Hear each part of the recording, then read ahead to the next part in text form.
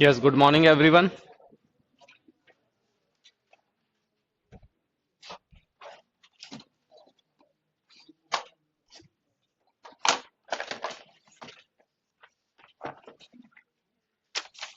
Set का complete कर लिया आरडी से? नहीं किया हो तो कर लेना, पेंडिंग मत छोड़ना। और जो भी तुम्हारे पास अगर कोई बुक हो सेल्फ स्कोरर आरडी तो उससे कर लेना, नहीं तो शीट तो तुम्हें मिल ही रही है। आज मिल जाएगी एक सेट की शीट, ठीक है।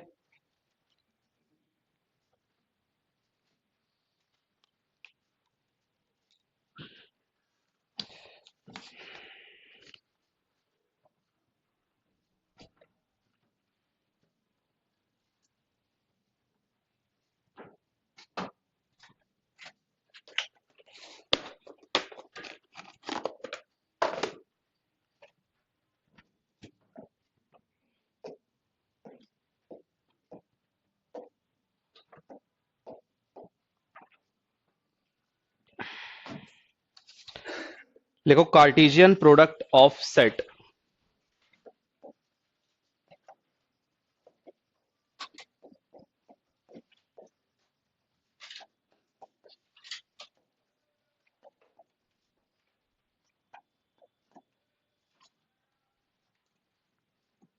Cartesian product of sets.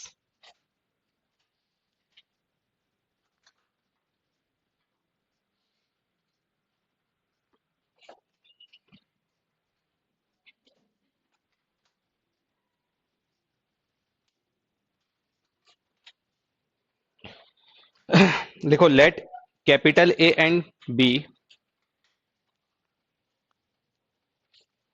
Are two non empty sets. Capital A and B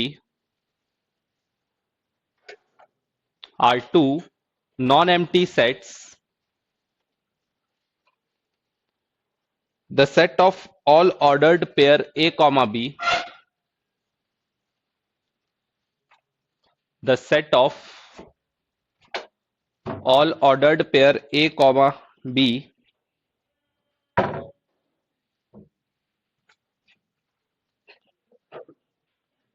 such that, simple short में लिख देता हूं, let capital A and B are two non empty sets such that A comma B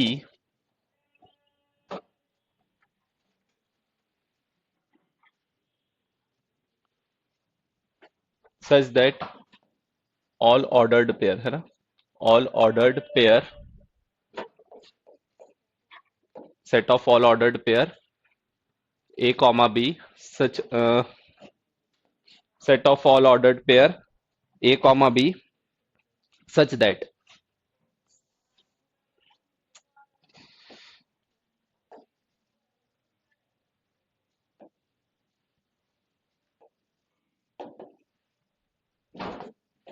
such that A belongs to capital A and B belongs to capital B. A belongs to capital A and B belongs to capital B is called Cartesian product.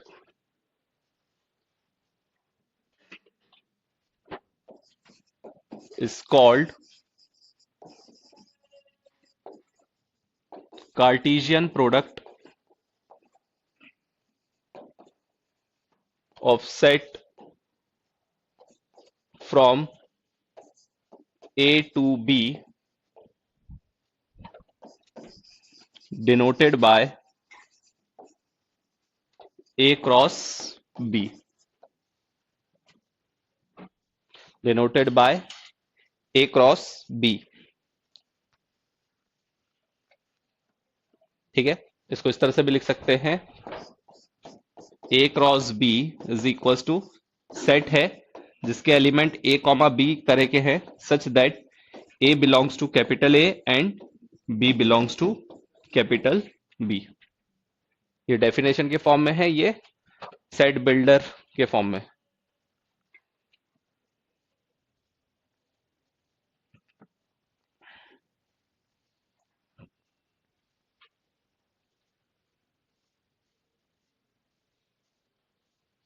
Note कर लो एक बार, मैं क्योंकि इसको close करके फिर से open करूंगा, है ना।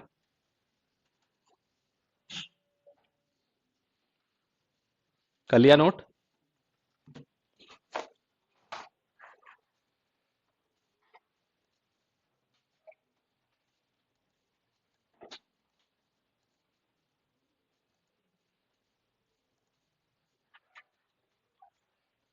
एग्जिट कहाँ से होगा।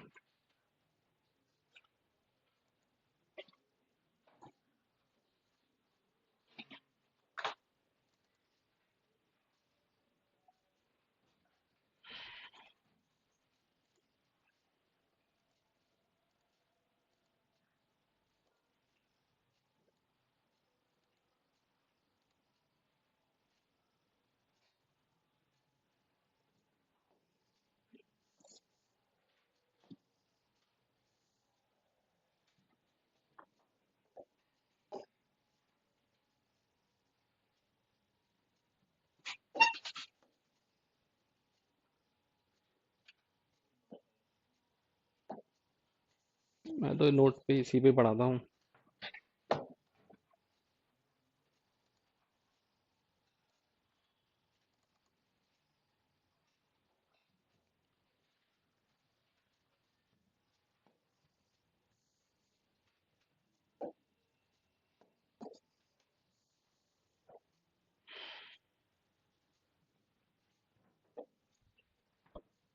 चलो, तो देखो इसमें क्या बोला गया है।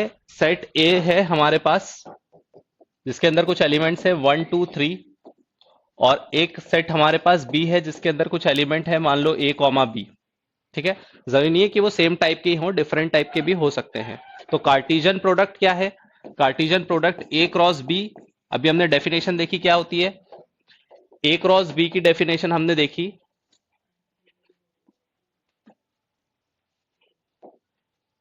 ए क्रॉस बी की हमने डेफिनेशन देखी क्या, कि इसके अंदर एलिमेंट्स होंगे पेयर में, ऑर्डर्ड पेयर में। मतलब अभी तक जो हम सेट बनाते थे उसके अंदर एक ही एलिमेंट होता था एक्स, और उसके बाद हम लिखते थे कि वो किस तरह का है। लेकिन यहां पर एक अकेला एलिमेंट नहीं होगा, पेयर में होंगे एलिमेंट। मतलब ब्रैकेट में होगा ए कॉमा बी, ये पूरा एक एलिमेंट होगा। ये पूरा क्या होगा, एक एलिमेंट होगा। ओपन ब्रैकेट क्लोज ब्रैकेट में लगा, ये सेट नहीं है, ये एलिमेंट है। और इस एलिमेंट के अंदर एलिमेंट कैसे होंगे, कि जो ए है वो किस में बिलोंग करेगा, कैपिटल ए में, और जो बी है वो बिलोंग करेगा कैपिटल बी में। मतलब जो पहला वाला एलिमेंट है वो सेट ए का एलिमेंट होगा, और जो दूसरा वाला एलिमेंट है वो सेट बी का एलिमेंट होगा। मतलब दो सेट की मदद से एक नया सेट बनेगा, और उसको हम ए क्रॉस बी से डिनोट करेंगे, और वो एक तरीके का कार्टिशियन प्रोडक्ट होगा। ठीक है। तो कितनी पॉसिबिलिटी हो सकती है। अब बनाने किस तरह के हैं एलिमेंट, इस तरह के बनाने, ऑर्डर्ड पेयर में। और इसमें जो पहला एलिमेंट होगा वो वन, पहले ए सेट से पिक करेंगे तो ये वन आ गया, और जो दूसरा एलिमेंट है वो बी से पिक करेंगे तो ये ए आ गया, और ये ऐसे करके एक एलिमेंट बनेगा। ये क्या है, ये एक एलिमेंट है। और ऐसे कितने एलिमेंट बन सकते हैं, तो इसकी मैपिंग ए के साथ हो सकती है, वन की मैपिंग बी के साथ हो सकती है, टू की मैपिंग ए के साथ, टू की मैपिंग बी के साथ, थ्री की मैपिंग ए के साथ, और थ्री की मैपिंग बी के साथ। इतने एलिमेंट्स बन सकते हैं। एक कोई नीचे से माइक ले आओ तो, शिवम।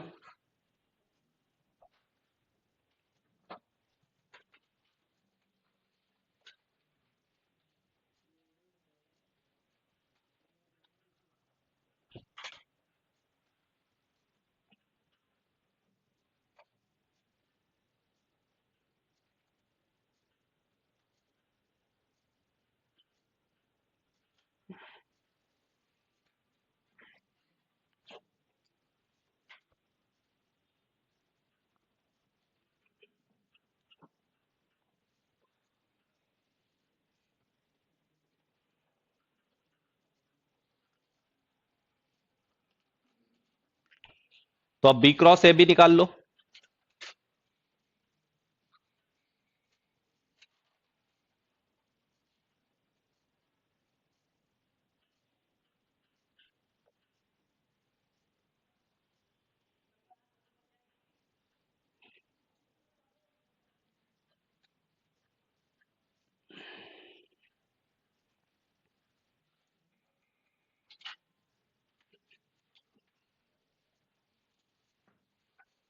अब ये बताओ, जो तुमने बी क्रॉस ए निकाला वो ए क्रॉस ए के बराबर दिख रहा है क्या?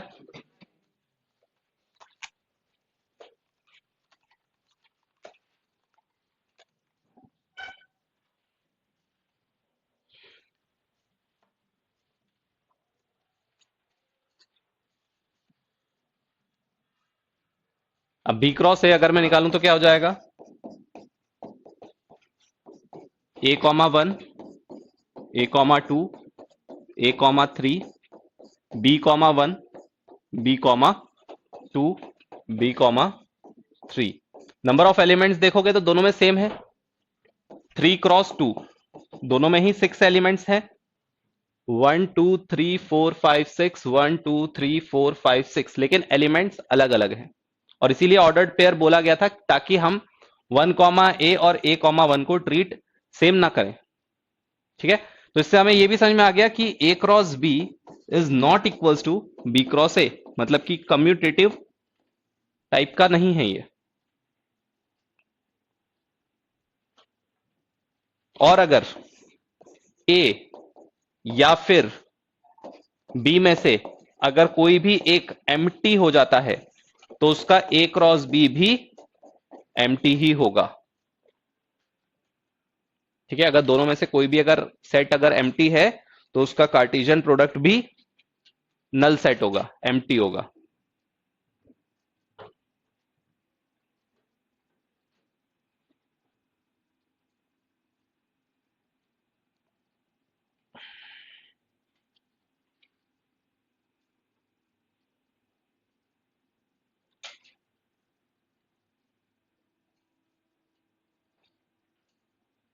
क्लियर है? इसीलिए एलिमेंट्स अलग अलग तरह के लिए, अगर मैं यहां पर भी 1 2 3 ले लेता तो तुमको ए क्रॉस बी और ए बी क्रॉस ए दोनों क्या दिखते? सेम दिखते। अब अगर दोनों एलिमेंट अगर मैंने सेम ले लिए, फिर ए क्रॉस ए और ए क्रॉस बी देखा जाए तो इक्वल होगा। जैसे कि अगर मान लो मैंने ए ले लिया जिसके अंदर एलिमेंट है 1 2, और बी एक सेट ले लिया, और बी एक सेट ले लिया जिसके अंदर एलिमेंट है 2 1। ए क्रॉस बी अगर मैं यहां पर निकालूं तो 1 2, 1 1, फिर 2 1, 2 2, यही 4 एलिमेंट आएंगे। और बी क्रॉस ए में भी यही एलिमेंट आएंगे। इसका मतलब क्या हो गया? इसका मतलब कि इफ अगर A cross B is equal to आ जाए बी क्रॉस ए के, तो इसका मतलब यह है कि ए और बी बराबर होंगे, इक्वल होंगे।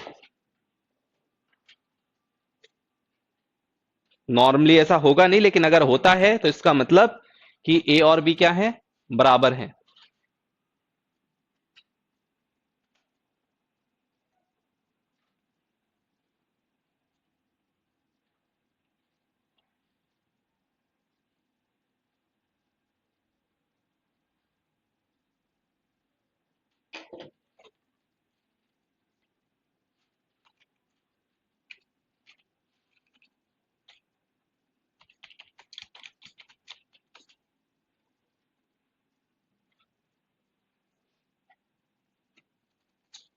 ठीक है, तो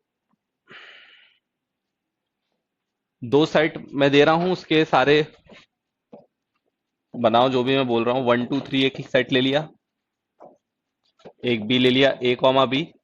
अब इसमें से तुम दो चीजें तो बना ही चुके हो, ए क्रॉस बी क्रॉस ए भी तुमने बना दिया है। इसका ए क्रॉस ए भी बनाओ और बी क्रॉस बी भी बनाओ। बिल्कुल ये सभी वैलिड है, ए क्रॉस ए भी निकाल सकते हैं, बी क्रॉस बी भी निकाल सकते हैं। और ए क्रॉस बी का इंटरसेक्शन बी क्रॉस ए के साथ निकालो।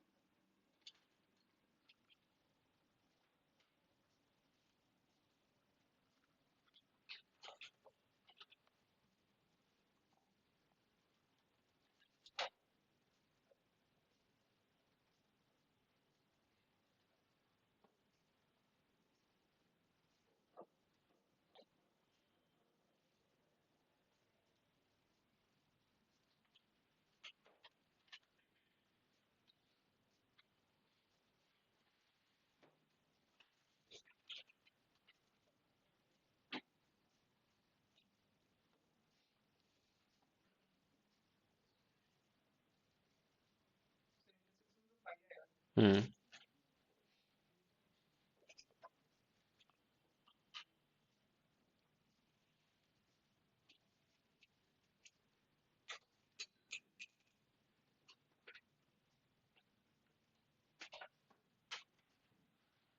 ये तो अभी हमने निकाल ही लिया था। इसमें पहला जो पहला लिखा है वो पहले सेट का एलिमेंट होगा, है ना। तो 1 comma A, 1 comma B, 1 comma C, 2 comma A, 2 comma B, 2 comma C.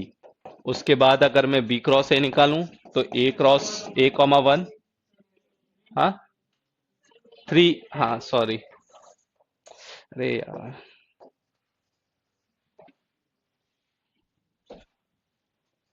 1 comma B, और फिर 2 comma A, 2 comma B, 3 comma A, 3 comma B.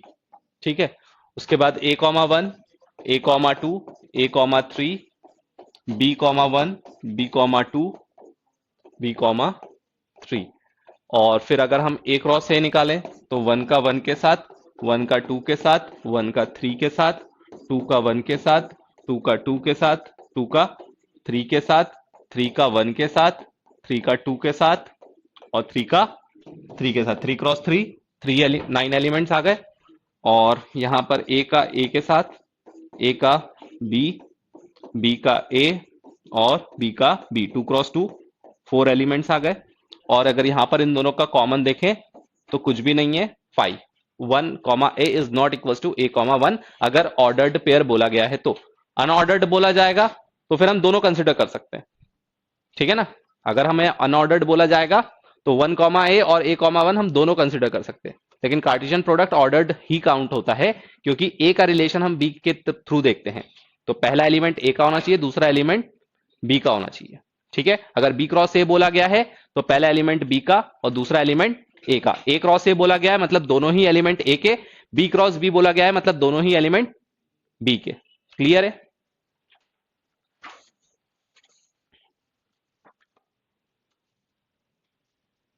ठीक है। कुछ भी ऑपरेशन बोला जा सकता है। अब ये ए क्रॉस बी जो निकाला गया है, बी क्रॉस ए जो निकाला गया है, ये सेट है। अब सेट पे होने वाले जितने भी ऑपरेशन है वो कार्टेशियन प्रोडक्ट पे भी लग सकते हैं। यूनियन, इंटरसेक्शन, जो भी सारे हमने ऑपरेशन पढ़े वो सब इसमें भी लग सकते हैं। ठीक है ना। 3 सेट अगर हो तो 3 सेट हमें दिए हुए हैं, 1, 2, 3। उसके बाद A, B, और फिर एक सी सेट दिया है P, Q। निकालो A cross B cross C, A cross B cross C।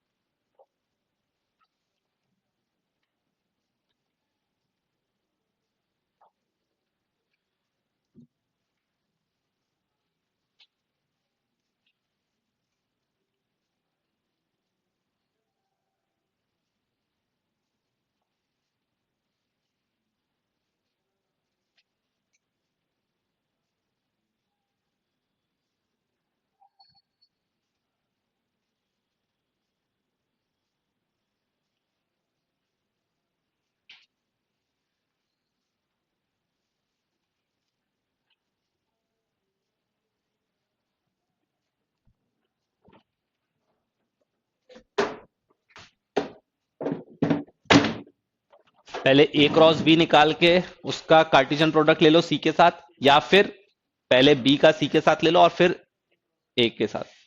और इससे फिर अगर दोनों सेम आ जाते हैं तो पहली बात तो हमें यह भी समझ में आ जाएगी इससे कि यहां पर एसोसिएटिव लॉ होल्ड करता है।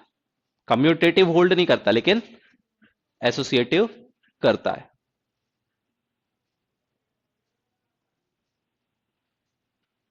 तो पहले ए क्रॉस बी निकाल के एक सेट बना लो, और फिर उसका कार्टेशियन प्रोडक्ट ले लो सी सेट के साथ। या फिर पहले बी क्रॉस सी निकाल लो और फिर उसका कार्टेशियन प्रोडक्ट ले लो ए के साथ। निकाल सकते हो, प्रैक्टिस होनी चाहिए अच्छी, है ना, कुछ मिस ना हो जाए एलिमेंट्स। और वैसे मिस अगर हो जाए तो तुम्हें पता भी चल जाएगा कि 12 एलिमेंट्स आएंगे।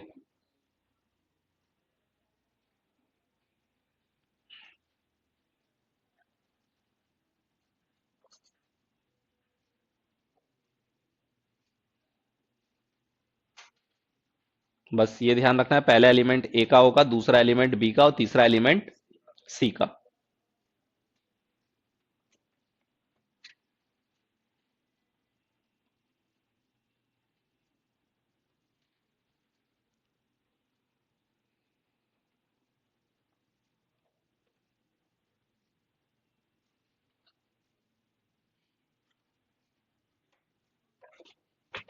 ठीक है, पहले मैं ए क्रॉस बी निकाल लेता हूं।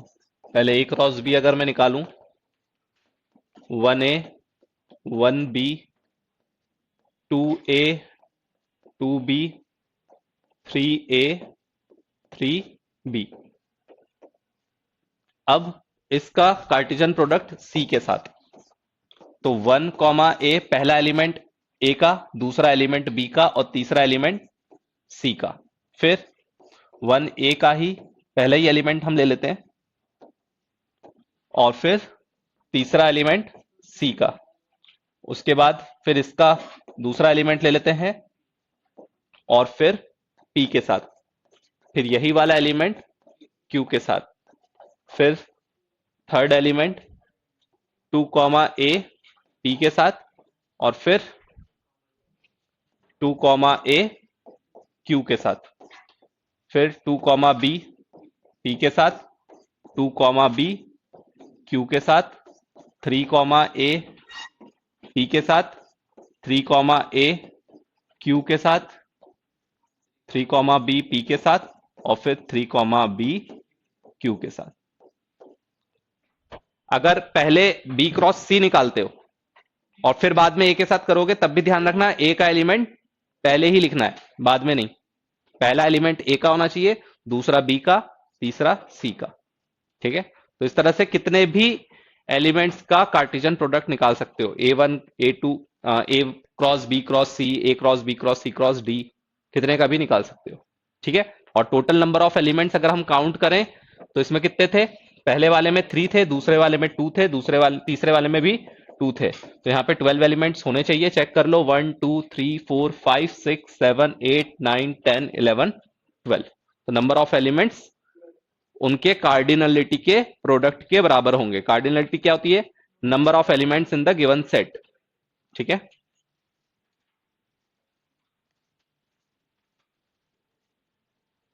बाकी एक बार में भी निकाल सकते हो, ऐसा नहीं है कि एक बार में नहीं निकाल सकते। ठीक है, समझाने के लिए लिखा है वो।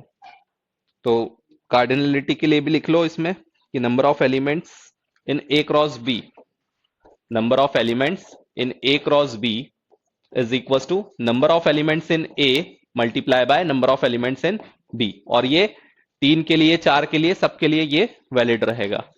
ठीक है, number of element in A cross B is equal to number of element in A multiply by number of element in B.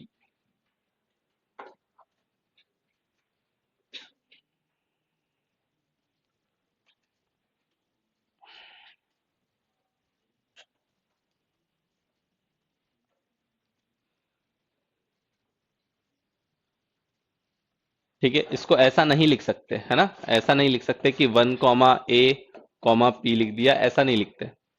ठीक है, 1 कॉमा ए कॉमा पी लिखते हैं, क्योंकि एक तरीके का 3D को शो करता है वो। पीछे बातें नहीं, पीछे बातें नहीं। ठीक है, अब इसको ग्राफिकल रिप्रेजेंटेशन से कैसे लिखेंगे, हटा दूं ये स्लाइड। अब जैसे कि मान लो कि मुझे ये सेट दिया हुआ है ए क्रॉस बी का, जिसके अंदर मान लो एलिमेंट्स रखे हुए हैं 1 कॉमा 2 2 कॉमा 3 1 कॉमा 4, ऐसे मान लो कि कुछ एलिमेंट्स दिए हुए हैं। तो इसको ग्राफिकल कैसे रिप्रेजेंट करेंगे कि ये तुम्हारी वाई एक्सिस और ये एक्स एक्सिस हो गई। यहां पर तुम्हारा 1 आ गया, 2 आ गया, 3 4 1 2 3 4। ठीक है, तो 1 एक्स का कोऑर्डिनेट है और 2 वाई का कोऑर्डिनेट है, मतलब यहां पर आ गया तुम्हारा 1 कॉमा 2, एक्स पे 2 और वाई पे 3, तो यहां पर तुम्हारा आ गया 2 कॉमा 3। फिर एक्स पे 1 वाई पे 4, तो यहां पर तुम्हारा आ गया 1 कॉमा 4। तो इस तरह से भी तुम इसको रिप्रेजेंट कर सकते हो। ठीक है, और एक और तरीका हो सकता है ग्राफिकल रिप्रेजेंटेशन, जिसमें कि तुमने ये एक सेट बना दिया ए और ये एक सेट बना दिया तुमने बी। इसके अंदर के एलिमेंट मान लो हो गए 1 2 1 2 3, ऐसे कुछ भी मान लो, अभी तो 3 है, इसके अंदर है नहीं। और 1 2 3 4 ऐसे कुछ मान लो। तो 1 की मैपिंग किसके साथ हो गई? 1 की मैपिंग 2 के साथ हो गई, फिर 2 की मैपिंग 3 के साथ हो गई, और फिर 1 की मैपिंग 4 के साथ हो गई। तो ये तुम्हारा ग्राफिकल हो गया और ये डायग्राम के फॉर्म में हो गया। ठीक है।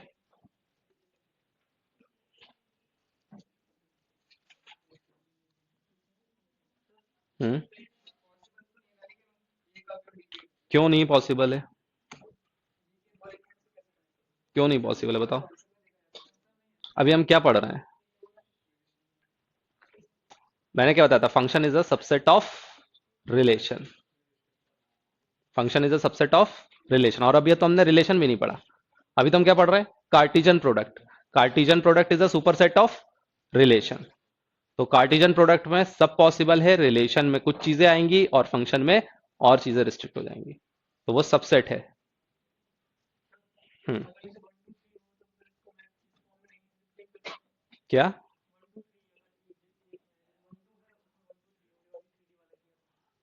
3D वाला क्या था मतलब?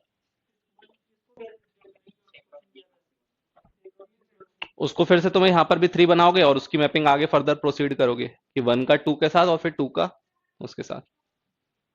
ठीक है।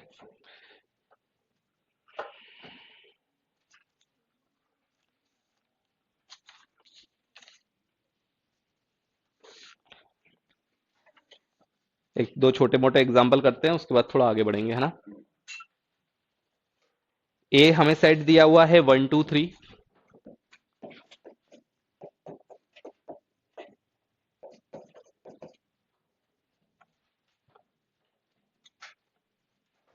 देखो इसमें से कोई सा समझ में ना आया हो तो बहुत सिंपल है, तो ग्राफिकल अगर किसी को नहीं समझ में आया तो कार्टिजन मतलब वो 2D ज्योमेट्री है ये, है ना। 10th क्लास में पढ़ा होगा ना। ये एक्स एक्सिस है तुम्हारी, ये वाई एक्सिस है तुम्हारी, यहां पर नेगेटिव होता है, यहां पर भी नेगेटिव होता है। तो यहां पर हमने इसको मान लिया कि ये जो पॉइंट्स, ये पॉइंट्स को डिनोट कर रहा है एक्स कॉमा वाई। ठीक है ना। मतलब कि एक्स डायरेक्शन में तुम 1 यूनिट जाओ और वाई डायरेक्शन में तुम 2 यूनिट जाओ तो तुम इस पॉइंट पर पहुंच जाओगे। एक्स डायरेक्शन में तुम 2 यूनिट जाओ और वाई डायरेक्शन में 3 यूनिट जाओ तो यहां पर पहुंच जाओगे। तो ये डॉट के फॉर्म में रिप्रेजेंट कर रहा है। डिफरेंट एलिमेंट्स है ना, कंटिगियस फंक्शन नहीं है, कंटिगियस एलिमेंट्स नहीं है। ठीक है। डिस्टिंक्ट एलिमेंट्स है, डिस्टिंक्ट पॉइंट्स है। एलिमेंट्स बोल दो, चाहे सेट के टर्मोलॉजी में एलिमेंट बोलोगे और 2D की टर्मोलॉजी में इसको पॉइंट बोलोगे। ठीक है। बी के एलिमेंट है 3 4 और सी के एलिमेंट है 1 3 5।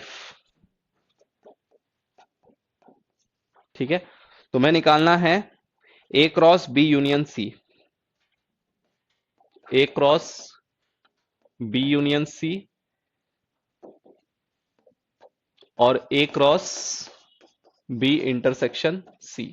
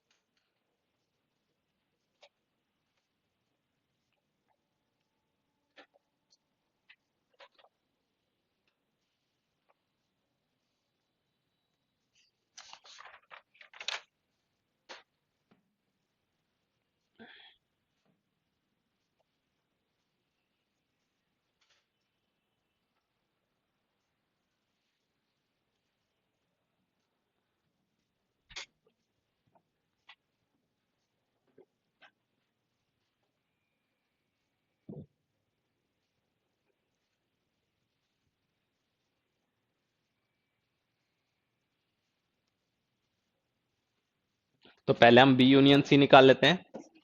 बी यूनियन सी अगर मैं निकालूं तो मेरे पास हो जाएगा 1 3 4 5। और अगर मैं बी इंटरसेक्शन सी निकाल लूं तो ये मेरे पास आ जाएगा 3 ओनली। ठीक है। और फिर मैं इनका कार्टिजन प्रोडक्ट ए के साथ निकालूं। ठीक है। तो यहां पर आ जाएगा 1 ए का एलिमेंट है और बी यूनियन सी का एलिमेंट 1, फिर 1 के साथ 3, फिर 1 के साथ 4, 1 के साथ 5, उसके बाद 2 के साथ भी 1, 2 के साथ 3, 2 के साथ 4, 2 के साथ 5, फिर 3 के साथ 1, 3 के साथ 3, 3 के साथ 4 और 3 के साथ 5। ये मेरे पास कौन से आ गए? ए क्रॉस बी यूनियन सी। और इंटरसेक्शन के साथ अगर मैं देखूं तो 1 के साथ 3, 2 के साथ 3 और 3 के साथ 3। ठीक है, क्लियर है?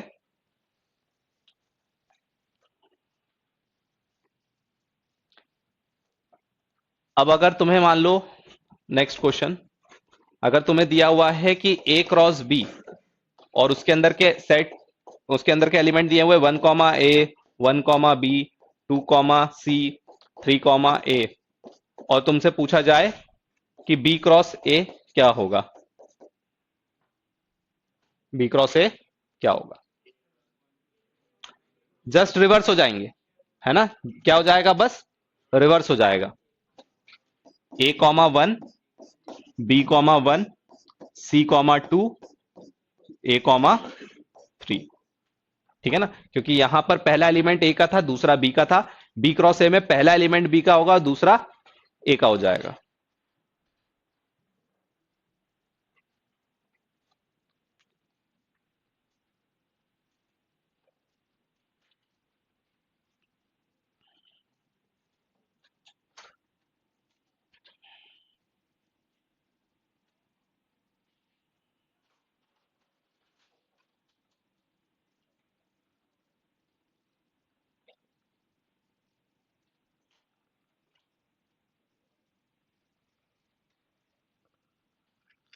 ठीक है, next,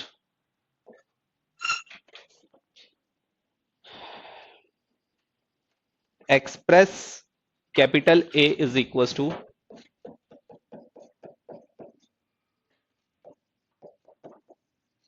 A comma B such that 2a plus b is equals to 5, 2a plus b is equals to 5, and a comma b belongs to whole number, a comma b belongs to whole number as set of ordered pair।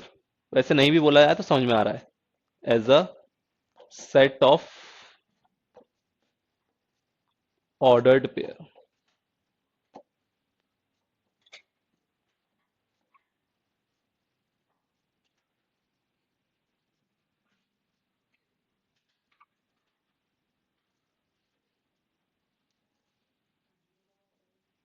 हम्म 1,4 कैसे हो जाएगा?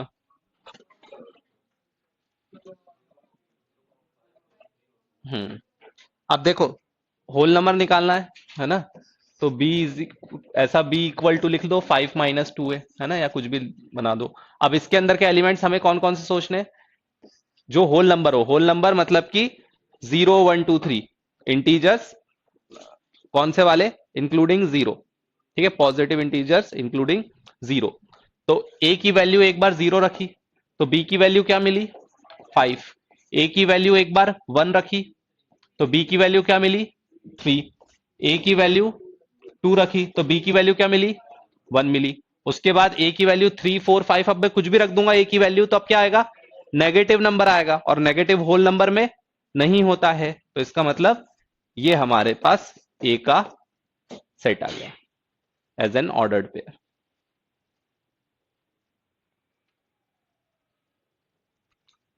ठीक है, तो ये definition के form में है, इसको पढ़ना आना चाहिए। इसका मतलब क्या हो गया कि एलिमेंट्स किस तरह के हैं, इसको पढ़ना कैसे आना चाहिए कि एलिमेंट्स इस तरह के हैं ए कॉमा बी के फॉर्म में, और वो किस रूल को फॉलो कर रहे हैं? वो इस रूल को फॉलो कर रहे हैं कि 2a plus B equal to 5 होना चाहिए और a कॉमा बी जो है वो होल नंबर होना चाहिए, और ऐसे ऑर्डर्ड पेयर हमें निकालने हैं। क्लियर है?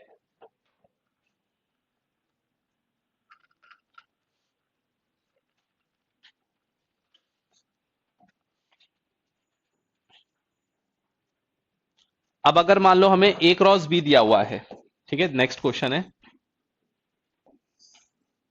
हमें a क्रॉस बी दिया हुआ है जिसके अंदर एलिमेंट्स है 1 comma A, 1 comma B, 2 comma A, 3 comma C, 5 comma D. और तुम्हें बोला गया है find A and B. Find A and B क्या होंगे?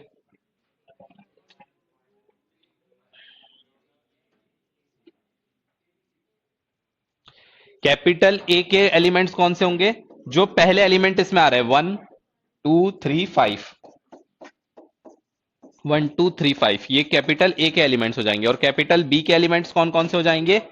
ए, बी, सी और डी। क्योंकि इसमें इस सेट में पहले एलिमेंट जो है वो ए के होते हैं और दूसरा एलिमेंट बी के होते हैं। तो अगर हमें ए क्रॉस बी दिया हुआ है तो सेपरेट अगर करना है तो ए के अंदर के एलिमेंट कौन से होंगे?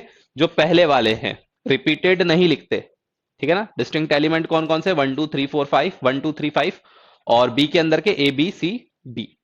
क्लियर है? हम्म। कौन सा सबसेट है ये कार्टिजन प्रोडक्ट है और ये उनके सेट है जिनसे कार्टिजन प्रोडक्ट बना है। ये अब रिवर्स प्रोसेस हो गई। पहले तक हमें अभी सेट दिया होता था, उससे हम कार्टिजन प्रोडक्ट निकालते थे। अब हमें कार्टिजन प्रोडक्ट दिया, उससे हमने सेट बनाया है। हाँ, सब अच्छा, वो उसका सबसेट है। हाँ, कार्टिजन प्रोडक्ट का सबसेट है, ठीक है। हाँ हाँ, कोई दिक्कत नहीं। वो तो मैंने एग्जांपल के लिए लिया है, बाकी उसमें कंप्लीट एलिमेंट होंगे, है ना। वो तो मैंने मन से एग्जांपल लिया है।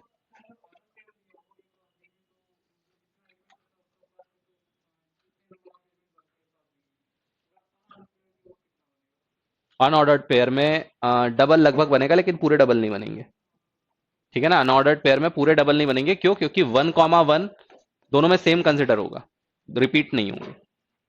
अगर दोनों में डिस्टिंक्ट एलिमेंट है 1 2 3 और दूसरे में ए बी सी, तो लगभग डबल बनेंगे, ठीक है ना। क्योंकि 1 ए भी होगा और A 1 भी होगा, अगर अनऑर्डर्ड बोला जा रहा है तो। लेकिन उसमें भी ये बात ध्यान रखनी है कि अगर कोई एलिमेंट दोनों में कॉमन है तो वो एक ही बार काउंट होगा।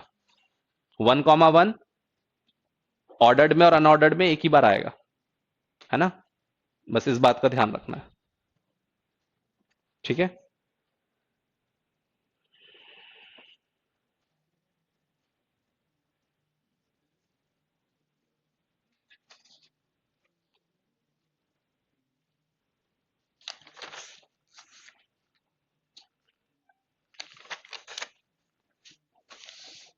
चलो, कुछ रिजल्ट्स हैं उनको लिख लो। वैसे थ्योरम के फॉर्म में है, प्रूफ भी है इनका, लेकिन प्रूफ नहीं बताऊंगा क्योंकि प्रूफ तुम खुद से कर सकते हो। बुक के तरीके से प्रूफ नहीं करना है, हम अपने तरीके से प्रूफ कर सकते हैं एलिमेंट्स को कंसिडर करके, है ना। एक बी सी के एलिमेंट्स ले लिए और उसको बना दिया। और ये ऐसा भी नहीं है कि तुम्हें याद होगा तो ही तुम्हारा कोई काम होगा, नहीं भी याद होगा तो तुम उसी समय प्रूफ कर सकते हो एग्जाम्पल लेकर, ठीक है।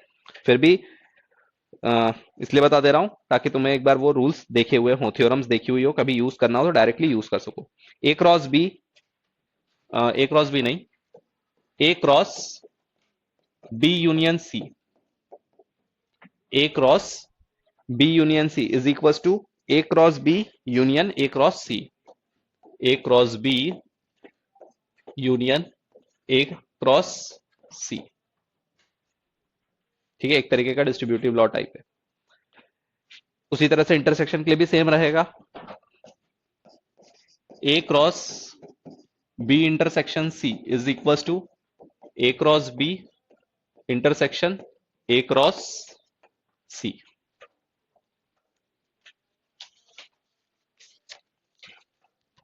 माइनस के लिए भी होल्ड करेगा। A cross B minus C अगर है तो A cross B minus A cross C. एक रूल तो तुमको मैंने पहले ही प्रूफ करके बता दिया था कि अगर A cross B equal to आ जाता है बी क्रॉस ए के, तो इसका मतलब क्या है कि ए इक्वल टू बी है।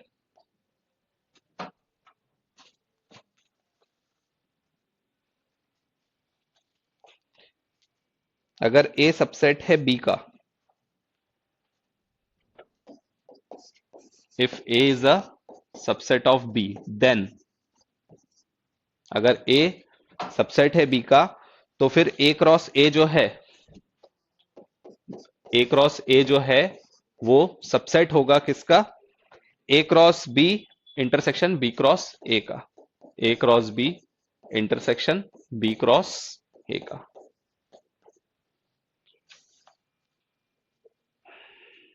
वो भी दूसरा भी वैसा ही है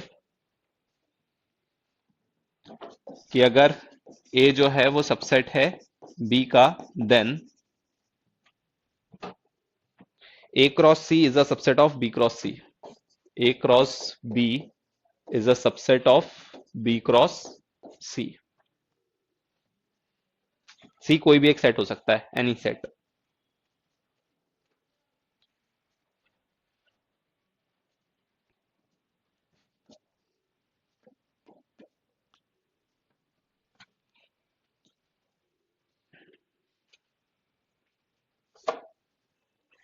अगर A सबसेट है B का, if A is a subset of B and C is a subset of D,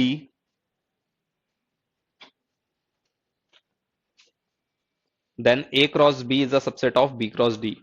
Then A cross B is a subset of, हाँ, A cross C. A cross C is a subset of B cross D. ठीक है। अगर A cross B का intersection C cross D के साथ निकाले तो वो किसके बराबर होगा? A इंटरसेक्शन C और B इंटरसेक्शन C के, B इंटरसेक्शन D के क्रॉस प्रोडक्ट के बराबर। A intersection C cross product of B intersection D। अब इतने सारे रूल्स याद करने से कोई मतलब ही नहीं है ना, फालतू का है, बस प्रूफ कर सकते हो।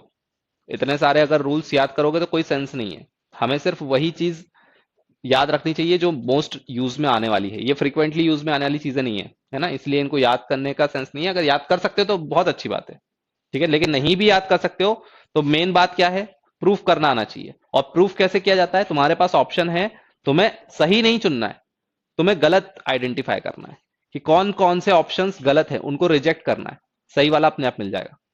सही साबित करने के चक्कर में रहोगे तो नहीं मिलेगा, गलत ढूंढने पड़ेंगे कि कौन से 3 गलत है, उनको हटा दो, सही वाला मिल जाएगा। ठीक है, लिख लिए ये सारे। नेक्स्ट 8 तक हो गया, 9th A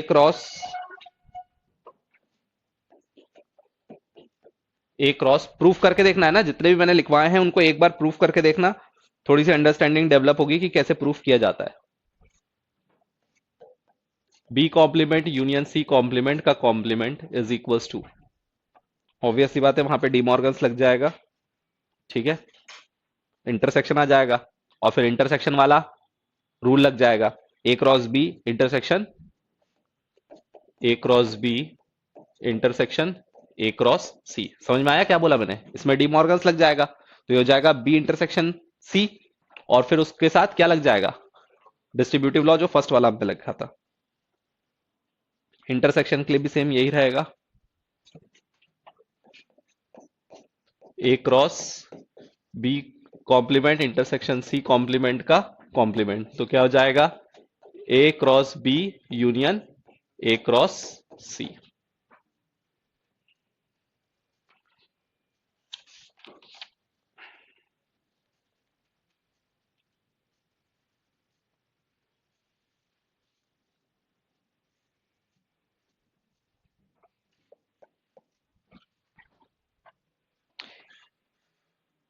If A and B having n elements in common, A and B having n elements in common, then A cross B and B cross A, then A cross B and B cross A have n square elements in common। ये तो बात obvious है। अगर कुछ भी element common नहीं था तो हमने देखा था कि उनका जो इंटरसेक्शन है वो क्या आ रहा था? फाई आ रहा था। और ऐसा क्यों हो रहा था? क्योंकि एक भी एलिमेंट कॉमन नहीं है। अगर कोई एलिमेंट कॉमन होगा, जैसे कि मान लो कि 1 दोनों में कॉमन है, तो दोनों में 1,1 आएगा ही आएगा। अगर दोनों में 2 कॉमन है तो 1,2, 1 और 2 दो एलिमेंट कॉमन है तो 1,2 और 2,1 दोनों में आएगा। ठीक है ना? तो n स्क्वायर एलिमेंट्स कॉमन आ जाएंगे, क्योंकि n एलिमेंट इसमें भी है और n एलिमेंट इसमें भी है। तो टोटल कितने बन जाएंगे क्रॉस प्रोडक्ट करके? n square elements. n square element इसमें भी बनेंगे और n स्क्वायर एलिमेंट इसमें भी बनेंगे। तो अगर दोनों में n एलिमेंट्स अगर कॉमन है तो n स्क्वायर एलिमेंट कॉमन हो जाएंगे। फॉर एग्जाम्पल, एक छोटा सा एग्जाम्पल लेकर भी अगर हम समझ सकते हैं कि अगर दोनों सेट में 3 एलिमेंट हैं और तीनों ही सेम हैं, तो कितने एलिमेंट्स टोटल बनने वाले हैं? 9। और a क्रॉस बी और b क्रॉस a क्या होगा? सेम भी होगा। मतलब दोनों में n स्क्वायर एलिमेंट्स क्या हो गए? सेम हो गए, कॉमन हो गए। लेकिन अगर एक और एक्स्ट्रा में ले लेता हूं,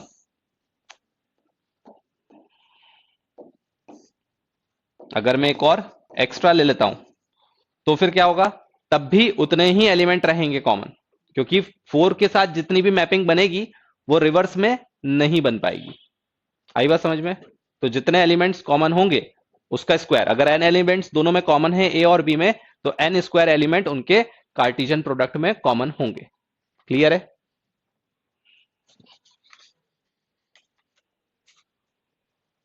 if a cross b is equal to a cross c,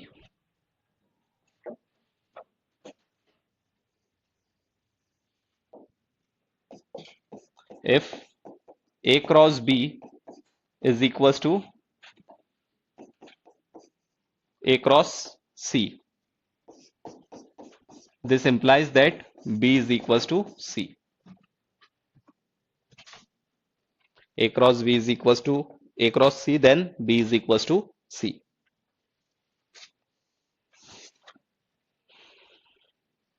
clear है?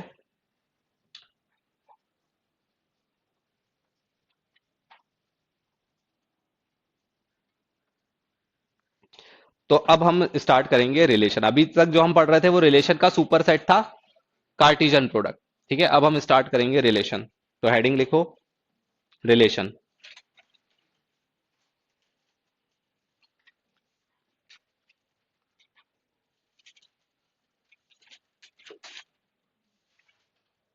देखो, 11th पॉइंट फिर से बता दे रहा हूं, और 4th पॉइंट में क्या डाउट है? 4th पॉइंट सिंपल है कि अगर a क्रॉस b और b क्रॉस a अगर सेम हो गया, तो ऐसा कब हो पाएगा? जब a और b बराबर हो। जैसे कि अभी मैंने एग्जांपल दिया, a के अंदर भी 1 2 3 एलिमेंट है और b के अंदर भी 1 2 3 एलिमेंट है, तो उनका अगर कार्टेशियन प्रोडक्ट a के साथ b का निकालूं या फिर b के साथ a का निकालूं, दोनों सेम आएगा। ऐसा तभी होगा जब a और b के एलिमेंट्स क्या है? इक्वल है। अगर a के अंदर एलिमेंट है 1 2 3 और b के अंदर एलिमेंट है a b c, तो ए के अंदर एलिमेंट कैसे होंगे? 1 कॉमा ए 1 कॉमा बी, और बी क्रॉस ए के अंदर एलिमेंट कैसे होंगे? ए कॉमा 1 बी कॉमा 1। दोनों सेम होंगे क्या? नहीं। ठीक है ना? इसलिए अगर अगर ए क्रॉस बी और बी क्रॉस ए बराबर होते हैं, पहली बात तो होंगे नहीं, और अगर ऐसा होता है तो वो तभी होगा जब ए और बी बराबर होंगे। इसका मतलब समझ में आना चाहिए, इंप्लीकेशन का मतलब। इंप्लीकेशन का मतलब क्या होता है कि अगर ये कंडीशन ट्रू होती है तो फिर ये होगा ही होगा। ठीक है, आई बात समझ में? और 11th में डाउट है तो 11th का फिर से बता रहा हूं। n एलिमेंट्स अगर a में हैं, n एलिमेंट्स कॉमन है a और b दोनों में, तो उसके n स्क्वायर एलिमेंट्स कॉमन होंगे। अगर नहीं समझ में आ रहा तो एक एग्जांपल छोटा सा ले लो कि a के अंदर के एलिमेंट मान लो ले लिया 1 2 3, और b के अंदर के एलिमेंट हमने ले लिया मान लो 2 3 2 और 4 ले लिया। कितने एलिमेंट कॉमन है इसके अंदर? 1 एलिमेंट है। तो 1 का स्क्वायर, एक काम करो, 1 का स्क्वायर से तो समझ में आएगा ही नहीं। कितने एलिमेंट कॉमन है दोनों में? 2 एलिमेंट्स कॉमन है। 2 का स्क्वायर कितना होता है? 4 होता है। इसका a क्रॉस b निकालो और b क्रॉस a निकालो, और देखो कि कितने एलिमेंट्स कॉमन है। कौन कौन से एलिमेंट कॉमन होंगे a क्रॉस b और b क्रॉस a में? 1 कॉमा 2 कॉमा 2 कॉमन होगा, 2 कॉमा 3 कॉमन होगा, 3 कॉमा 2 कॉमन होगा, और 3 कॉमा 3 कॉमन होगा। ये एलिमेंट जो हैं ये a क्रॉस b और b क्रॉस a दोनों में आएंगे, बाकी एलिमेंट्स दोनों में नहीं आएंगे। तो इसका मतलब कि कितने एलिमेंट इसके अंदर आ गए? 1 2 3 4, 4 एलिमेंट आ गए। और ऐसा क्यों हुआ? क्योंकि इसके अंदर 2 एलिमेंट ऐसे हैं जो दोनों में कॉमन है। तो n एलिमेंट्स अगर दोनों में कॉमन है तो उनके कार्टेशियन प्रोडक्ट में उसके एन स्क्वायर एलिमेंट्स, मतलब 2 का स्क्वायर, 4 एलिमेंट्स दोनों में क्या होंगे, कॉमन होंगे। बाकी के भी एलिमेंट्स बनेंगे लेकिन वो कॉमन नहीं होंगे दोनों में, ठीक है ना। क्योंकि ऑब्वियस सी बात है, 1,2 जो है वो किस में होगा, ए क्रॉस बी में होगा। 1,2 1,2 ए क्रॉस बी में होगा, लेकिन बी क्रॉस ए में होगा क्या, नहीं होगा। क्यों नहीं होगा, क्योंकि उसके अंदर 1 है ही नहीं, ठीक है ना। तो ये एलिमेंट कॉमन नहीं होंगे, सिर्फ ये वाले एलिमेंट्स कॉमन होंगे, ठीक है।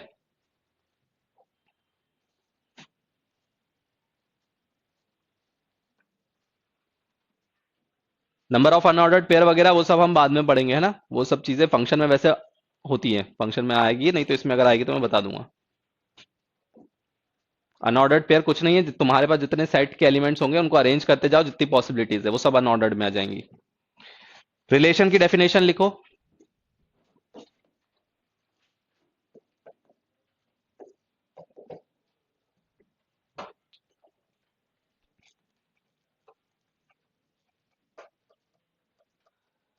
Late capital A and B be two sets,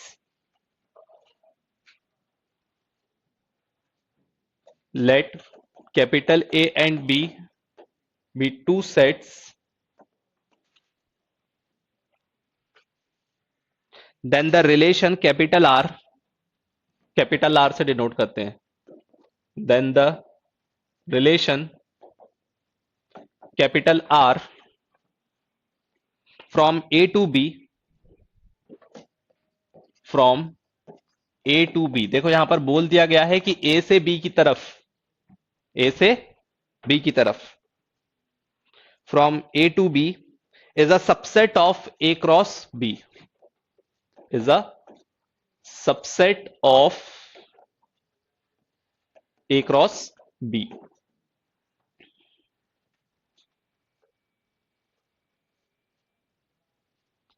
ठीक है। इसको इस तरह से भी लिख सकते हैं कि R एक रिलेशन है जो कि सबसेट होगा किसका, A क्रॉस B का। R is a subset of A cross B।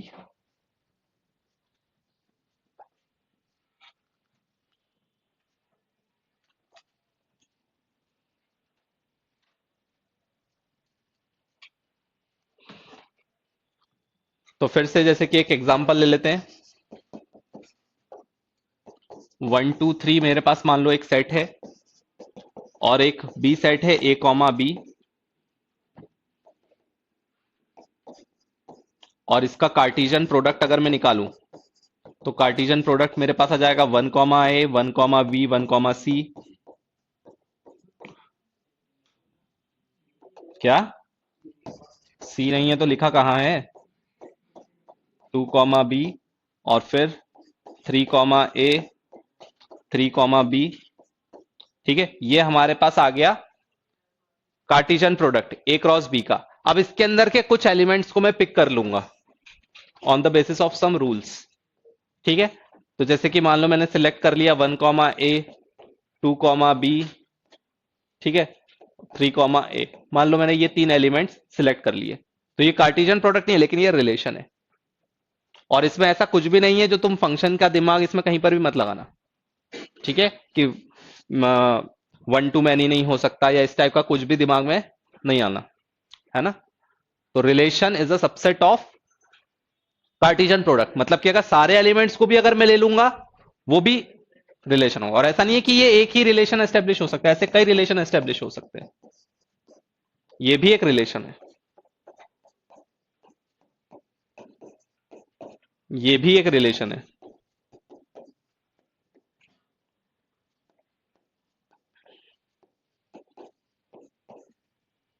ठीक है। तो अब अगर ध्यान से अगर समझोगे कहानी तो कुछ इस तरह की है कि ये एक दुनिया है, ये एक दुनिया है, ठीक है, और ये पूरे पॉसिबल कॉम्बिनेशन है कि क्या क्या रिलेशन हो सकते हैं, और उसमें से कुछ रिलेशंस यहां पर लिखे हुए हैं जो एक्चुअली में एग्जिस्ट कर रहे हैं, हो सकते हैं और एक्चुअली में एग्जिस्ट कर रहे हैं। होने में बहुत कुछ हो सकता है ना लेकिन एक्चुअली में एग्जिस्ट सब हो ऐसा जरूरी नहीं है। समझ गए होगे बहुत अच्छे से। ठीक है, तो ये कुछ ग्रुप है, ये कुछ ग्रुप है, और ये सारी पॉसिबिलिटीज है। और फिर इसमें से भी फिल्टर आउट हो जाता है, इसमें से भी फिल्टर आउट हो जाता है, वो बन जाता है फंक्शन। वो क्या बन जाता है? वो बन जाता है फंक्शन। हाँ बोलो। हम्म। सभी ले सकते हैं, बिल्कुल ले सकते हैं। इसीलिए तो इक्वल का साइन लगा ना यहाँ पे। यहाँ पर क्या लगा? इक्वल का साइन लगा है। सारे एलिमेंट्स भी आ सकते हैं। हो भी सकता है कि जो तुमने सोचा सब हो जाए।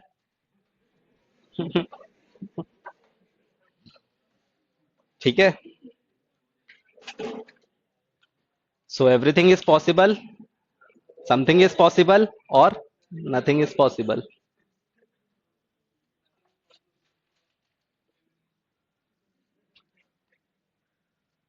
ठीक है, अब यहां पर ये जो लिखा है, ये एग्जाम्पल के तौर पे लिखा है। ठीक है, बाकी जब रिलेशन उसमें एस्टेब्लिश होगा तो कुछ एक रूल तुम्हें दिया होगा। अब इसको लिखने के और भी तरीके होते हैं। ठीक है, ये हटा दूं।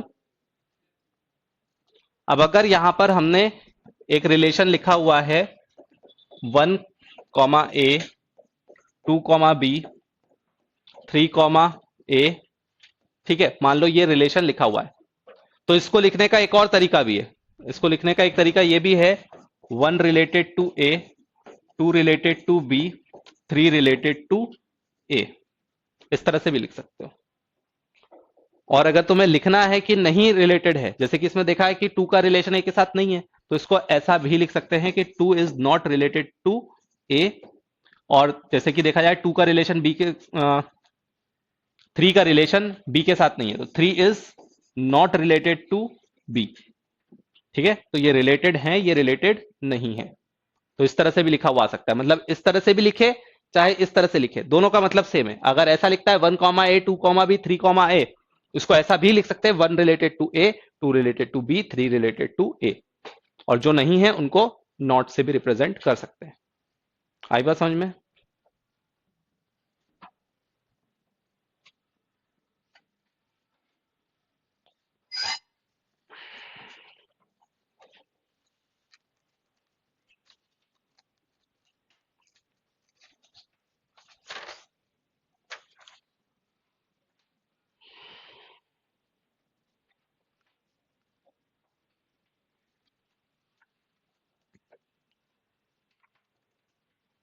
नोट कर लिया? अब मैं कुछ सेट्स लिखूंगा और कुछ रिलेशंस लिखूंगा, तुम्हें बताना है कि इनमें से कौन से रिलेशन वैलिड है, कौन से नहीं है। बहुत सिंपल बात है वैलिड इनवैलिड पता करने का। अगर वो ए क्रॉस बी के सबसेट हैं तो वो वैलिड है, अगर वो ए क्रॉस बी का सबसेट नहीं है मतलब वो वैलिड नहीं है। क्लियर है?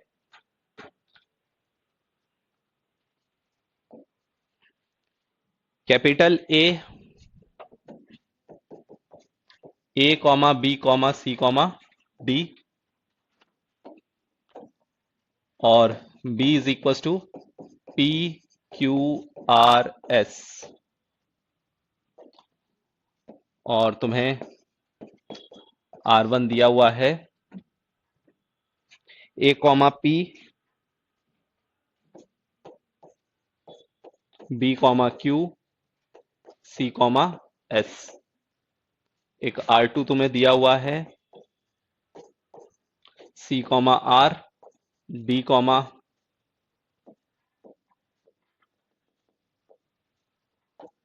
C comma R. अरे ये क्या हो रहा है? सर तुमने कहीं लिखा भी नहीं है। सी कॉमा आर और D comma S, B comma Q. एक R3 लिखा हुआ है, P comma Q, R comma C. R4 एक लिखा हुआ है, A comma R, B comma S, Q comma D. बताओ इनमें से कौन सा रिलेशन है, कौन सा नहीं है? R1 और R2। R1 की बात करें पहले। R1 है। R1 क्यों है? क्योंकि इसके सारे एलिमेंट्स जो हैं वो ए के हैं, पहले पहले वाले एलिमेंट। पहले एलिमेंट कौन सा है? ए, बी और सी। और वो ए, बी, सी किसके एलिमेंट है? ए के ही एलिमेंट है। और दूसरा एलिमेंट देखूं, P Q S. P Q S B के ही एलिमेंट है, तो ये बिल्कुल ठीक है, क्योंकि ये कार्टेशियन प्रोडक्ट की प्रॉपर्टी को होल्ड कर रहा है। पहला एलिमेंट ए का होना चाहिए, दूसरा एलिमेंट बी का होना चाहिए। ठीक है। सेकंड इसको देखूं मैं, सी डी। ये क्या लिखा था? पी लिखा था कि? ये कई बार हम लोग ऐसी हैंड राइटिंग लिख देते हैं ना कि हमें खुद नहीं बाद में पढ़ पाते हैं कि क्या लिखा है। ठीक है। तो अगर ये पी कंसिडर करता हूं, वैसे मैंने ए लिखा था वो। अरे मुझे पता ना मैंने क्या लिखा था। ठीक है। लेकिन अब ये नहीं है। ठीक है। क्योंकि इसके अंदर पहला एलिमेंट पी का आ गया, और वो किसका है? बी का एलिमेंट है, ए का नहीं है। और फिर यहां पर भी अगर मैं देखूं तो पहला एलिमेंट पी का दिख गया, बी का दिख गया, इसलिए नहीं है। और यहां पर भी नहीं है, क्योंकि यहां पर ये क्यू और डी लिखा है। क्यू है। अरे सी ऐसा होता है, और ये क्यू है। अरे कहां गया? तुम्हें जो दिख रहा है उससे छोड़ो ना। मुझे मेरी आंखों से मुझे क्या दिख रहा है? ठीक है ना। अभी चलो, अभी मैं बोलूंगा नहीं, रहने दो। नहीं तो फिर तुम लोग एनआईटी की तैयारी करना बंद कर दोगे। हाँ। कहां पर? सेकंड? सेकंड वाले में कहां ब्रैकेट?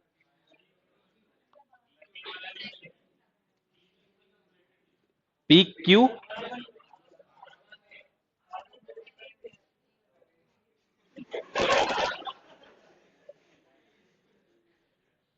ठीक है। चलो आगे बढ़ते हैं। Total number of relations. हाँ। इसका कीबोर्ड भी वैसा ही है, एट द रेट, और वो कई सारे सिंबल्स ही नहीं मिलते हैं इसमें। कहाँ थे हम लोग? Total number of relations. Total number of relations कितने हो सकते हैं बताओ? एक सेट है ए, जिसके अंदर मान लो 1 2 3।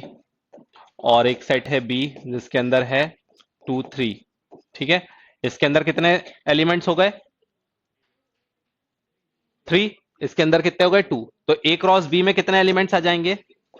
Number of elements in A cross B, ये आ जाएंगे 6। अरे बातें नहीं। नंबर ऑफ एलिमेंट्स इसमें कितने आ जाएंगे? 6 आ जाएंगे। अब ये मुझे बताओ कि 6 एलिमेंट्स का मतलब क्या हो गया? 6 एलिमेंट्स का मतलब ये हो गया कि इसके जो सेट होंगे उसके अंदर कितने एलिमेंट्स होंगे?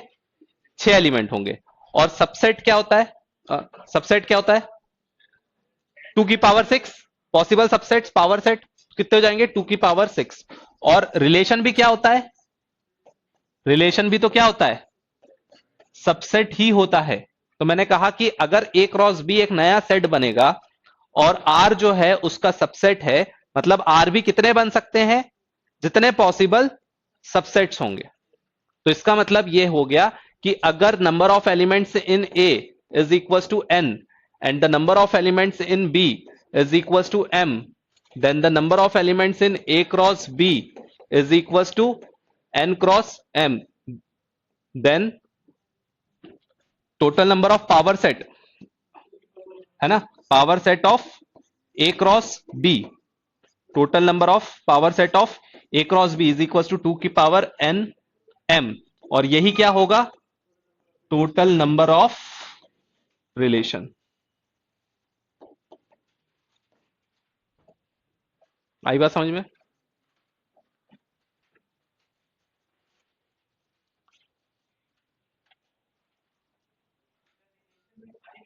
हम्म। 5 भी आएगा ना। जो तुमने सोचा कुछ भी नहीं हुआ, 5 हो गया।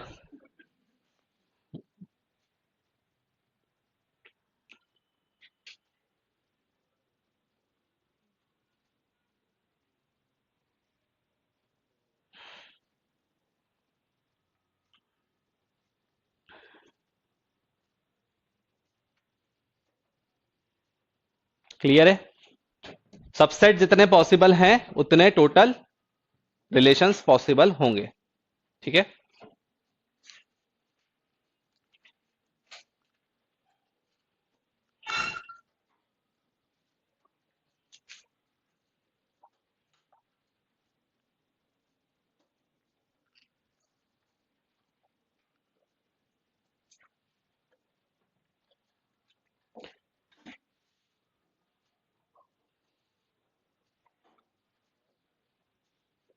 ठीक है? ए के अंदर के n एलिमेंट्स, बी के अंदर के m एलिमेंट्स, कार्टेशियन प्रोडक्ट में n क्रॉस m एलिमेंट्स, और उसके पावर सेट कितने हो गए? 2 की पावर mn। तो total number of relation is equal to 2 की पावर mn। क्लियर है? बातें नहीं? अब देखो नेक्स्ट लिखो, रिप्रेजेंटेशन ऑफ रिलेशन। रिप्रेजेंटेशन मतलब वही roster form, set builder form, diagram, और ये सब सारा ही हमने देख ही लिया है। ठीक है? रिप्रेजेंटेशंस,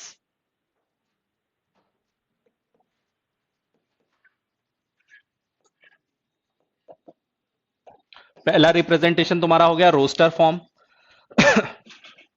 रोस्टर फॉर्म में कैसा तुम लिखोगे?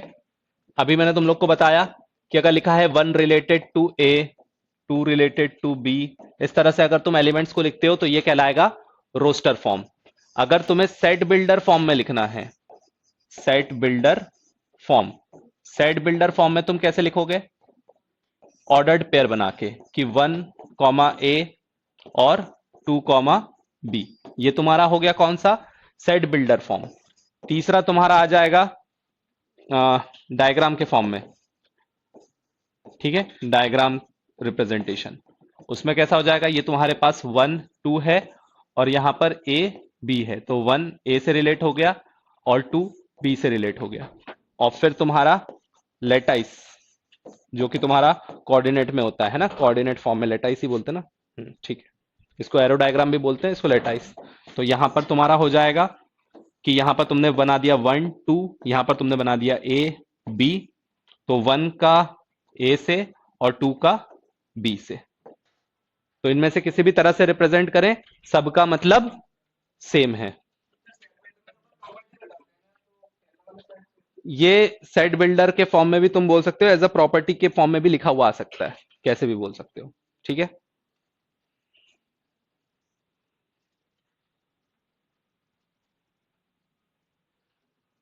मतलब इसको डेफिनेशन के फॉर्म में भी कुछ ऐसा लिखा हुआ आ सकता है कि ए कॉमा बी सच दैट, और फिर ए की कुछ डेफिनेशन दे दी होगी कि ए बिलोंग कर रहा है ए में, बी बिलोंग कर रहा है बी में, है ना? वैसे तो इसी तरह से लिखा हुआ मिलेगा सेट बिल्डर। ठीक है?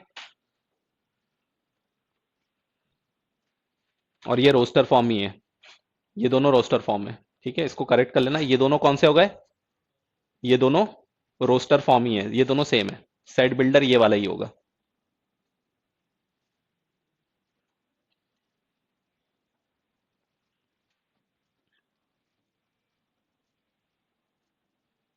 ठीक है? ये लेटाइस लिखा है ना कि L, L A double T I C ई।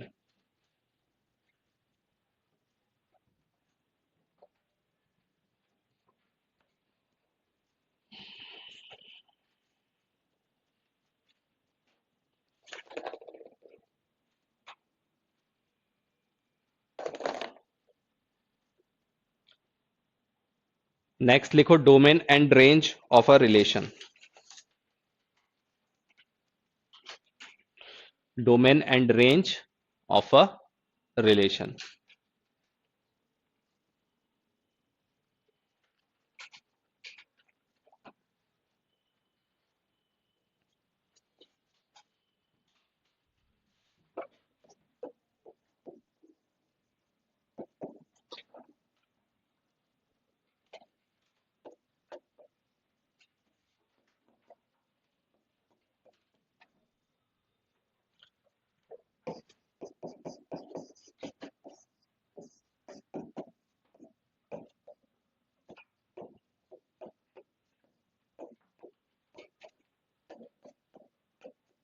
ये सब अगर तुम्हें कुछ भी दिया हुआ है, ठीक है, तो इसके जितने भी पहले एलिमेंट्स हैं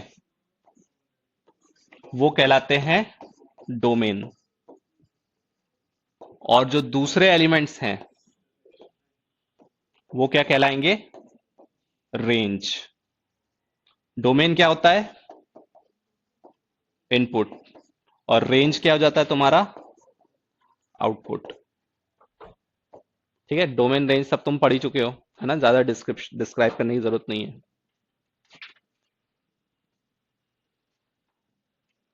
डोमेन मतलब जो भी पॉसिबल तुम इनपुट दे सकते हो, और रेंज मतलब कि जो उससे करस्पॉन्डिंग आउटपुट मिलेगा। इसका मतलब कि ए इनपुट देने पर बी मिल रहा है, ए इनपुट देने पर सी मिल रहा है, टू इनपुट देने पर वन मिल रहा है, थ्री इनपुट देने पर टू मिल रहा है।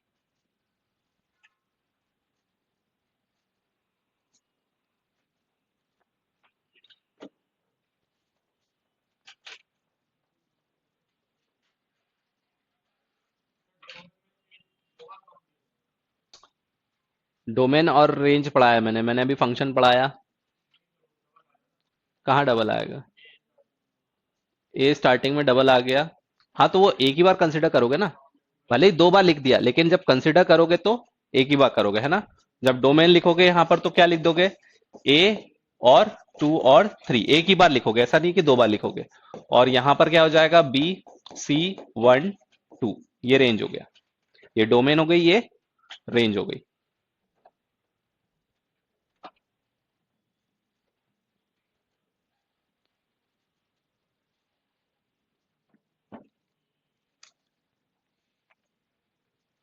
ठीक है, इसको इस तरह से भी लिख सकते हो। हटा दूं ये? इसको ऐसे भी लिख सकते हो, domain of relation R is equal to A such that in ordered pair A comma B where A belongs to capital A.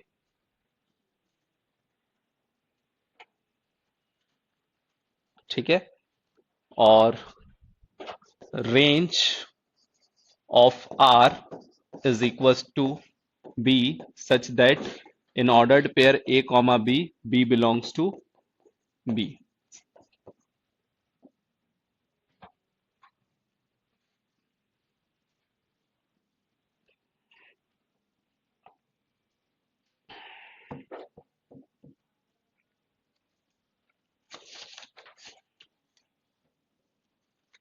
ठीक है, तो जैसे कि अगर मान लो तुम्हारे पास एक ये ए सेट आ गया जिसके अंदर एलिमेंट है वन टू थ्री। ठीक है, एक तुम्हारे पास ये बी सेट आ गया जिसके अंदर एलिमेंट है मान लो टू थ्री फोर सिक्स। ठीक है, इसके कार्टेशियन प्रोडक्ट तो बहुत कुछ हो सकता, कार्टेशियन प्रोडक्ट में कितने एलिमेंट हो जाएंगे? 12 एलिमेंट्स। ठीक है, लेकिन इसके रिलेशन में हमने एलिमेंट्स कौन कौन से लिखे? One comma two. ठीक है, वन कॉमा टू लिखा, टू कॉमा थ्री लिखा, थ्री कॉमा फोर लिखा। ठीक है, टू कॉमा टू लिखा। ये मैंने लिख दिया मान लो। तो हमारे पास डोमेन और रेंज क्या हो गई? अगर मैं डोमेन की बात करूं तो डोमेन तो हो जाएगा वन टू थ्री, और रेंज क्या हो जाएगी? Two three four. तो फिर ये क्या हो गई? ये कोडोमेन हो गया। ये क्या हो गया? ये कोडोमेन हो गया। ठीक है ना, ये सुपर सेट होता है। कोडोमेन क्या हो जाता है? Super set of range. तो ये सारी रेंज की पॉसिबिलिटीज थी, लेकिन एक्चुअल में कितना आउटपुट आया? इतना ही आउटपुट आया। ठीक है, तो ये तुम्हारा हो गया डोमेन, ये तुम्हारी हो गई रेंज, और ये तुम्हारा हो गया कोडोमेन।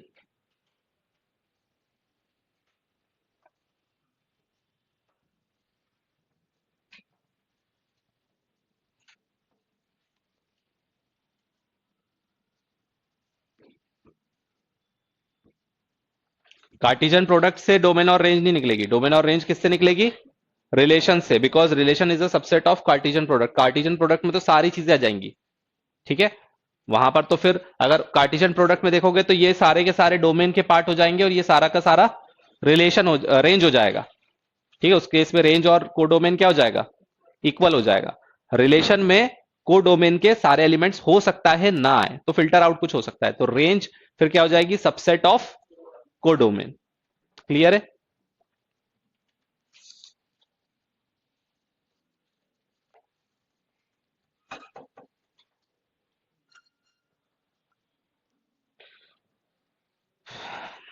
तो एक में सेट दे रहा हूं, उसका रिलेशन एस्टेब्लिश करना है, बात है नहीं। एक सेट दे रहा हूं, ए इज इक्वल टू 1357 1357 और बी है हमारे पास 2468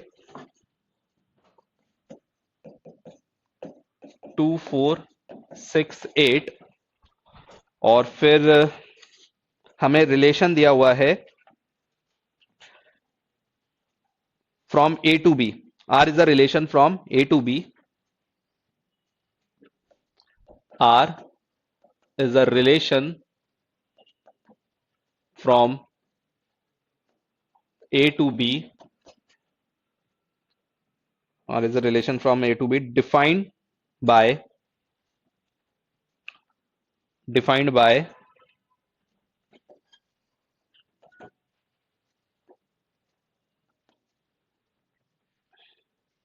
x comma y belongs to R, x comma y belongs to R।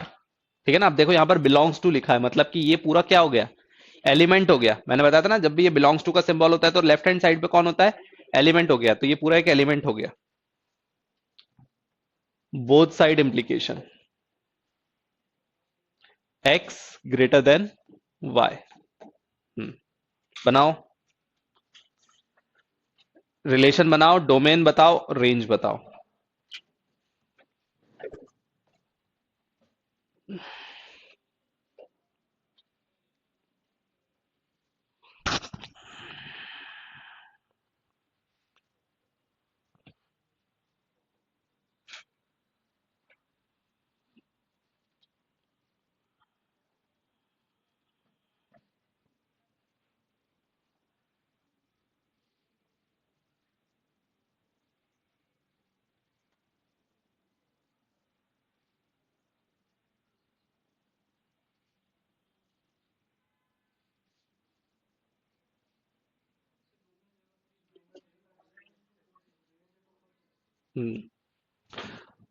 अब जब हमें यहां पर मैंने कहा ना कि आर जो होगा वो एक रिलेशन होगा जो कि सबसेट होगा ए क्रॉस बी का, और वो कोई एक कंडीशन को होल्ड कर रहा होगा।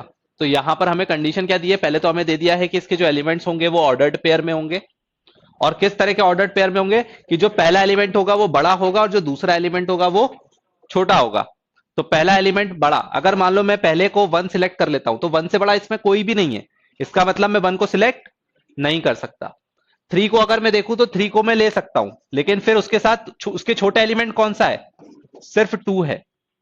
उसके अलावा कोई भी एलिमेंट हम इस रिलेशन में नहीं ले सकते।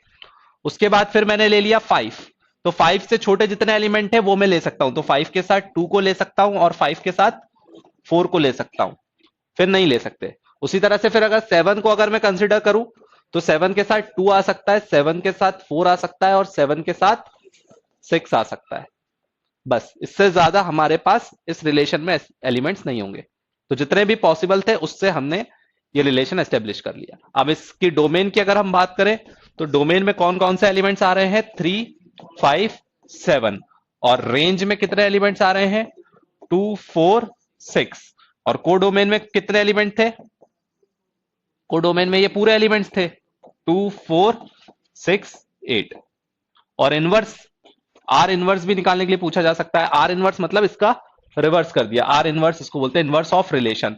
तो 2,3, 2,5, 4,5, 2,7, 4,7, 6,7, ये कहलाता है आर इनवर्स। और R inverse, inverse of R में क्या हो जाएगा, जो डोमेन है वो रेंज हो जाएगा, जो रेंज है वो डोमेन हो जाएगा। ठीक है, तो डोमेन ऑफ आर इनवर्स कितना हो जाएगा, डोमेन ऑफ आर इनवर्स में आ जाएगा रेंज वाले 246, 246। जो इसकी रेंज थी वो इसका डोमेन हो जाएगा, और जो इसकी डोमेन है वो इसकी रेंज हो जाएगी। रेंज ऑफ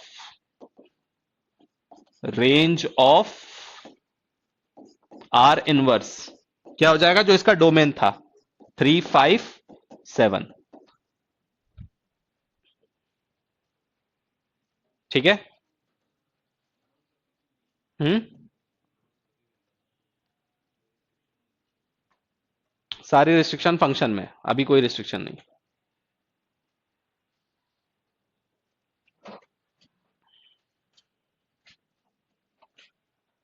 कोडोमेन क्या होता है? Codomain is a super set of range.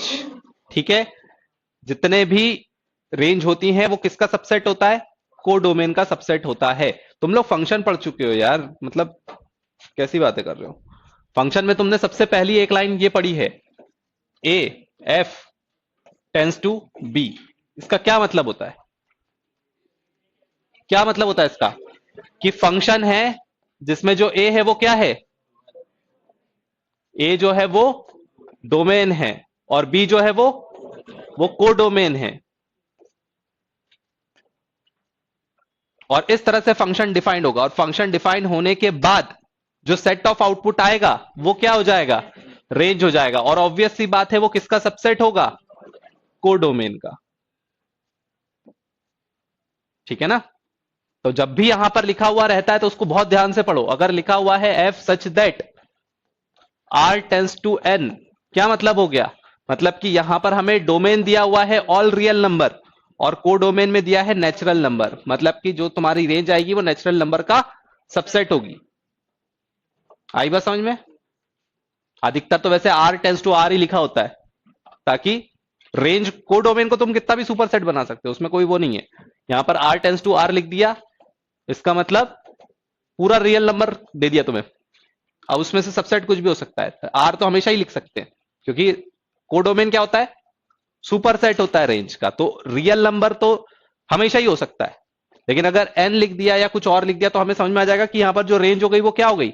Restrict हो गई। कोडोमेन हमारा छोटा हो गया, तो अब सबसेट जो होगा उसका वो उससे भी छोटा होगा, रेंज जो होगी वो उससे भी कम होगी। आई बात समझ में?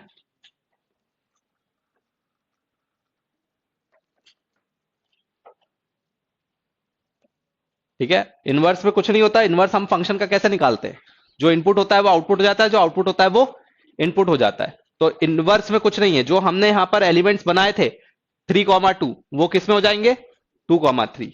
जो 5,2 था वो 2,5 हो गया। जो 5,4 था वो 4,5 हो गया। मतलब जो डोमेन था वो रेंज हो गई, जो रेंज था वो डोमेन हो गई, है ना? जो यहां पर हमारा डोमेन था वो रेंज में चला गया, और जो रेंज था वो डोमेन में चला गया। क्लियर है? और उस केस में फिर हमारा कोडोमेन कौन सा हो जाएगा? इनवर्स के केस में ये वाला, ये वाला हमारा क्या हो जाएगा?